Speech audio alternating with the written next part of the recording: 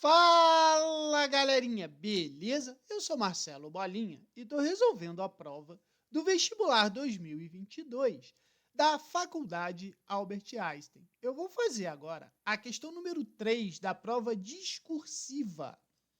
A questão fala assim: gruas são equipamentos utilizados na construção civil para movimentar objetos tanto na direção vertical como na horizontal.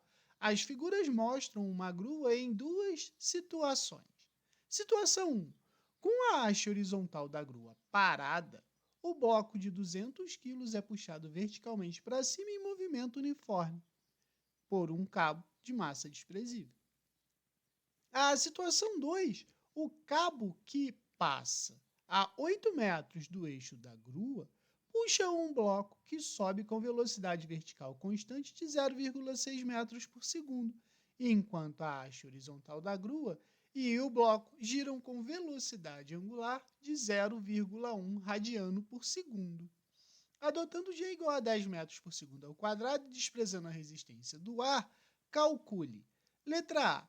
Na situação 1, o trabalho em joules realizado pela força de tração que atua no bloco quando ele subir 3 metros.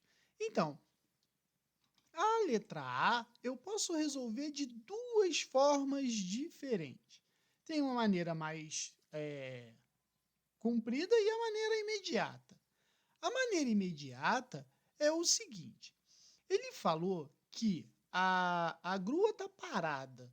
Então, o único movimento que vai ter é o movimento da vertical e o movimento de subida. E ele está pedindo para você calcular o trabalho. Então, eu posso dizer que o trabalho é igual à variação da energia. Qual energia? Energia potencial. Aonde eu posso dizer o seguinte, que a energia potencial vai ser igual a mgh.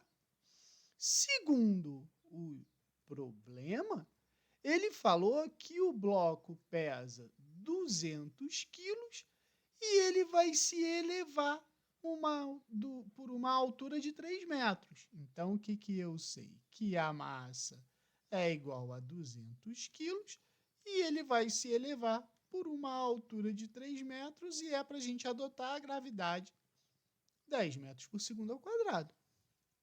Então, eu sei que o trabalho vai ser igual a mgh.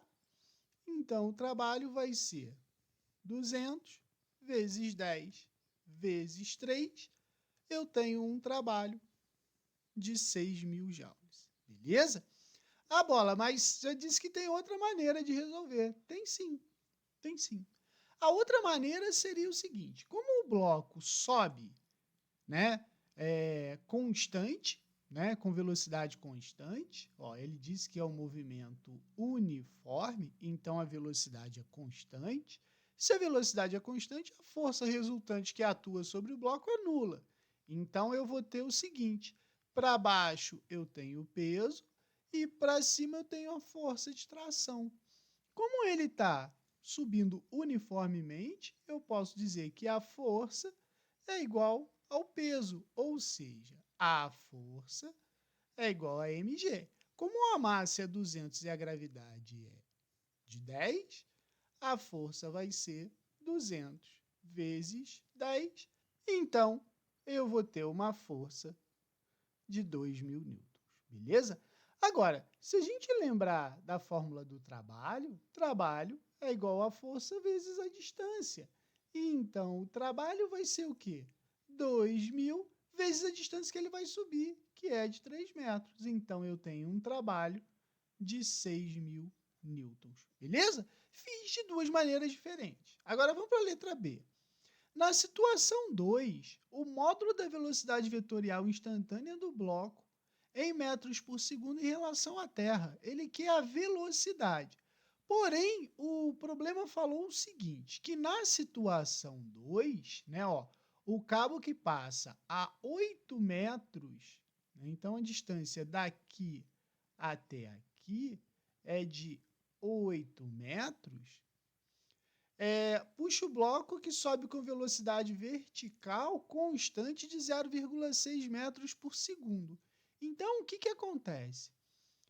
A gente pode dizer que a velocidade daqui, ou seja, vamos botar assim, Vy é igual a 0,6 metros por segundo.